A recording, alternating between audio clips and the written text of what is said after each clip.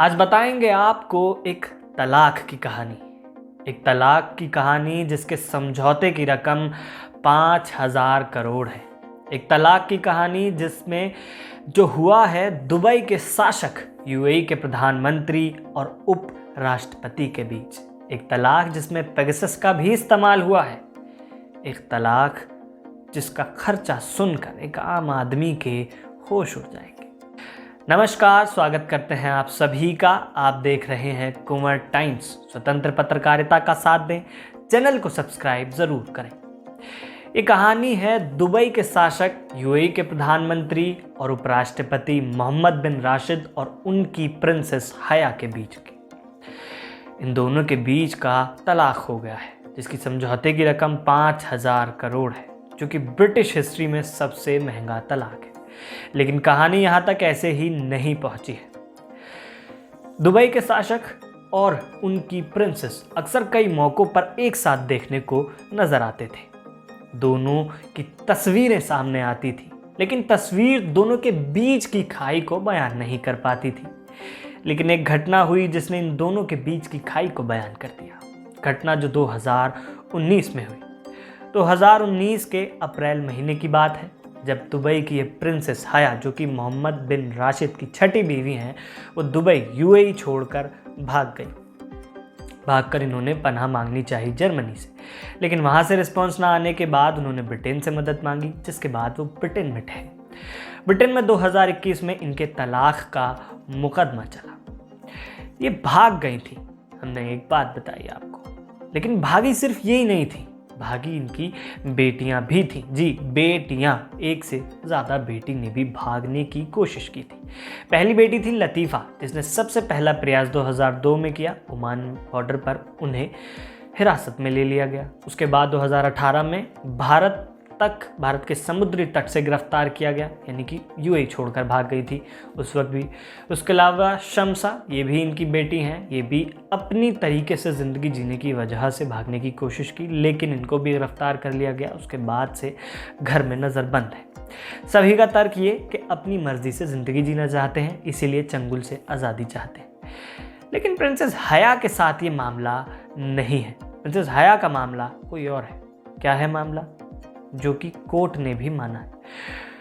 वो ये कि उनका अपने ही बॉडीगार्ड के साथ संबंध था। वो संबंध जो शेख को नागवारा था।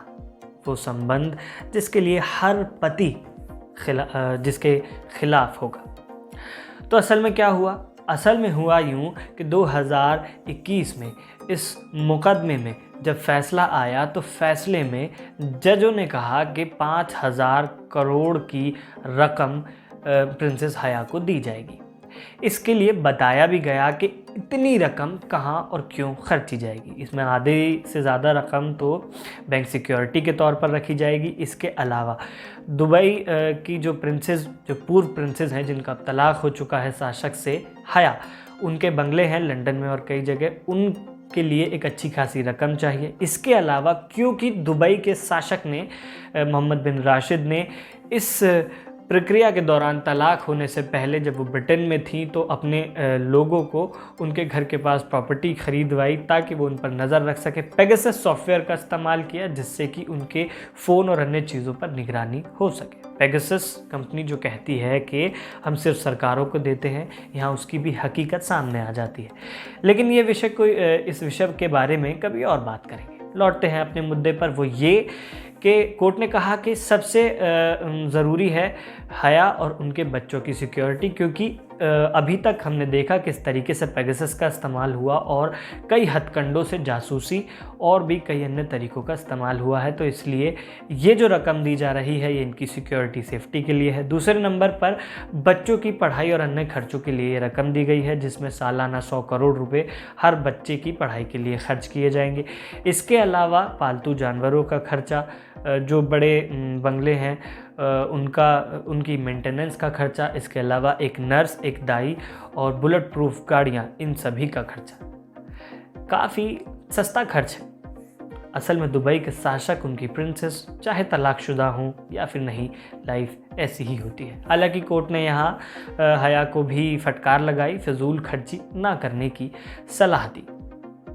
तो सवाल उठता है कि क्या ये तलाक जो हुआ है सही मायने में इसके पीछे वजह क्या यही है या फिर कहानी कुछ और है, क्योंकि 2 बेटियों ने भी भागने की कोशिश की है।